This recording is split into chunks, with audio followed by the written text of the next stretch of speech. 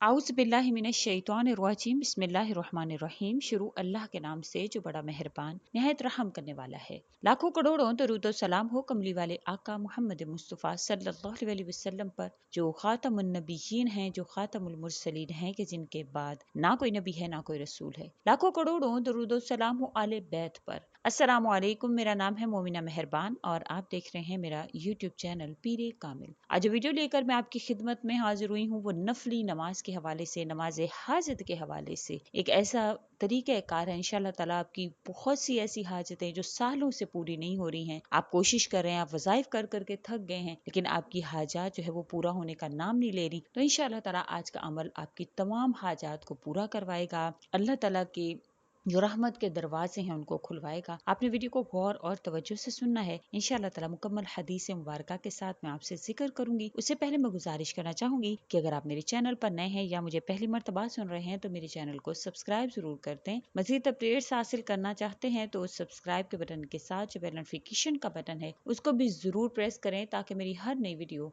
आपके पास नोटिफिकेशन की सूरत में पहुंचती रहे। नबी करीम सल्लल्लाहु अलैहि वसल्लम का इरशाद मुबारक है कि अल्लाह ताला खुद फरमाते हैं कि मेरा बंदा जिन अमाल से मेरा कुर्ब हासिल करता है, इनमें सबसे ज्यादा महबूब मुझको वो अमाल है जिसको मैंने उसके ऊपर फर्ज किया। फिर उसके बाद मेरा बंदा बराबर नफिलों के जरिए मुझसे करीब होता रहता है, यहाँ तक कि वो मेरा महबूब बन जाता है।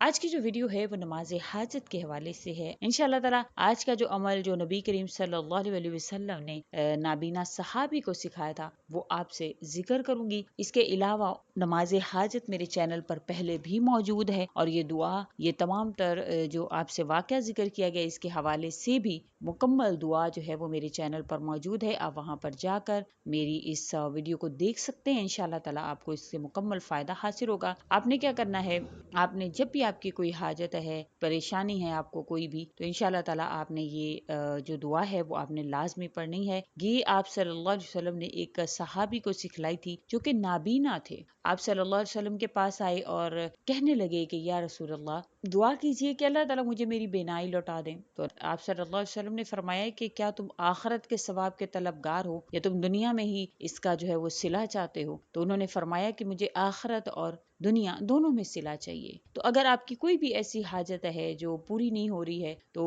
आपको चाहिए कि आप ये नमाज जरूर पढ़ें, क्योंकि इस नमाज को अदा करने के बाद जैसे ही उन सहाबी ने अपने चेहरे पर हाथ फेरा तो अल्लाह ताला ने उनकी उस बिनाई को अल्लाह ताला ने लौटा दिया। ये आपने किसी भी वक्त कर सकते हैं, आप इसका कोई टाइम मुकर्रर नहीं है, किसी भी वक्त में आप ये वजीफा कर सकते हैं। आपने करना क्या है कि आपने साफ सुथरे कपड़े पहनकर अच्छी तरीके से वुजू करना है, फिर आपने दो दो रकत करके 4 रकत नफिल नमाज पढ़नी है। आपने हर रकत में सूरह फातिहा के बाद जो भी सूरत आपको अच्छी तरह याद हो वो आप इसके बाद जो है वो पढ़ सकते हैं। सूरह फातिहा के बाद दो दो रकत करके आपने 4 रकात पढ़नी है। फिर सलाम फेरने के बाद नहायत तवज्जो से यकसुई के साथ आपने 21 मरतबा दरूद इब्राहिमी पढ़ना है। 21 मरतबा दरूद इब्राहिमी पढ़ने के बाद आपने ये दुआ पढ़नी है, अल्लाहुम्मा इन्नी अस्अलुका व तवस्सलु व तवज्जहु इलैका बिनबिय्यिका मुहम्मदिर नबिय्यि रहमति या मुहम्मद इन्नी तवज्जहतु बिका इला रब्बी फी हाजती हाज़िही लितुक़ज़ाली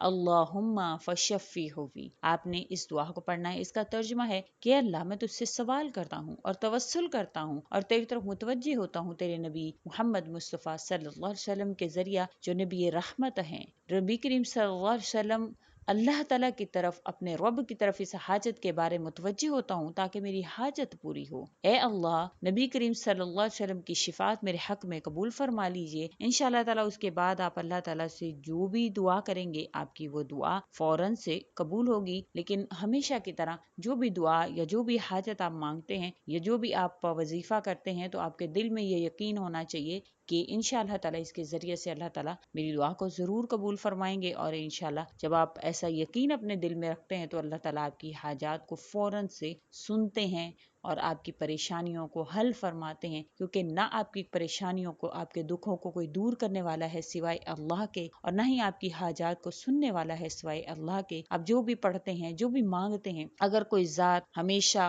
قائم ہے، ہمیشہ جو آپ کے حاضر ہے، وہ صرف اور صرف اللہ کی ذات ہے، جس سے ہم مانگ سکتے ہیں، اپنی حاجات کو طلب کر سکتے ہیں، اپنی قسمت کے لکھوں کو مٹا کر اپنی حاجات کے مطابق اللہ سے مانگ سکتے ہیں۔ تو انشاءاللہ یقین کے ساتھ مانگیں گے تو آپ کو فوراً عطا ہوگا۔ بہت آسان سا وظیفہ ہے، 4 رکعات پر اور ایک دعا پر مشتمل ہے۔ اگر آپ کی کوئی مشکل ایسی ہے جو حل نہیں ہو رہی ہے، آپ کا کوئی مقصد ایسا ہے جو حاصل نہیں ہو رہا ہے، آپ کی پریشانی ایسی ہے جو ختم ہونے کا نام نہیں لے رہی، آپ کے اوپر کوئی بھی مشکل ہے، آپ کی بیماری ہے، کوئی بھی آپ کی حاجت ہے، تو آپ یہ نماز حاجت ضرور پڑھ سکتے ہیں۔ یہ نماز حاجت جو ہے، حضرت عثمان بن حنیف رضی اللہ تعالیٰ عنہ سے مروی ہے کہ یہ نماز حضور اقدس صلی اللہ علیہ وسلم نے ایک نابینا صحابی کو تعلیم فرمائی۔ جب انہوں نے یہ نماز پڑھی تو وہ فوراً سے بینا ہو گئے، اللہ تعالیٰ نے ان کی آنکھوں کو لوٹا دیا۔ حضرت علی رضی اللہ تعالیٰ عنہ سے مروی ہے کہ میں علی ایک درد میں مبتلا ہوا، نبی کریم صلی اللہ علیہ وسلم کی خدمت میں حاضر ہوا۔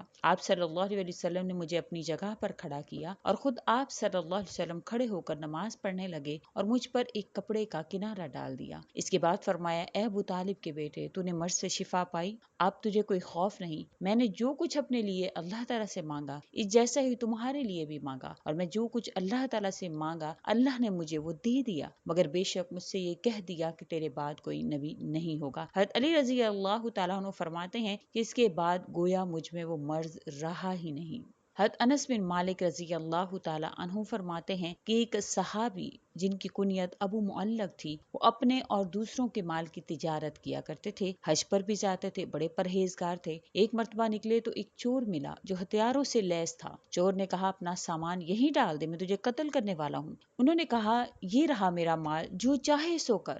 اس نے کہا کہ میں تمہارا خون کروں گا۔ انہوں نے کہا، پھر مجھے تھوڑی سی مہلت دے کہ میں نماز پڑھ لوں۔ چور نے کہا، جتنی نمازیں پڑھنی ہیں پڑھ لیں۔ چنانچہ انہوں نے وضو کیا اور اللہ کے آگے نماز حاجت پڑھی۔ اللہ تعالیٰ نے ان کی مشکل کو آسان کیا، یہاں تک کہ چوتھے آسمان کا فرشتہ ان کی مدد کے لیے آ گیا۔ ابھی انہوں نے ان کلمات کو 3 ہی مرتبہ کہا کہ اتنے میں ایک شاہ سوار اپنے ہاتھ میں نیزہ لیے ہوئے، جس کو چور کے سر کی طرف دونوں کانوں کے درمیان میں مارنے کے لیے اٹھائے ہوئے ہے، چنانچہ اس نے چور کو وہ نیزہ مارا اور اس کو قتل کر دیا۔ اس کے بعد سوار تاجر اس کی طرف متوجہ ہوا۔ تاجر نے کہا، تو کون ہے؟ بے شک اللہ نے تیرے ذریعے میری مدد کی ہے۔ سوار نے کہا، میں چوتھے آسمان کا فرشتہ ہوں۔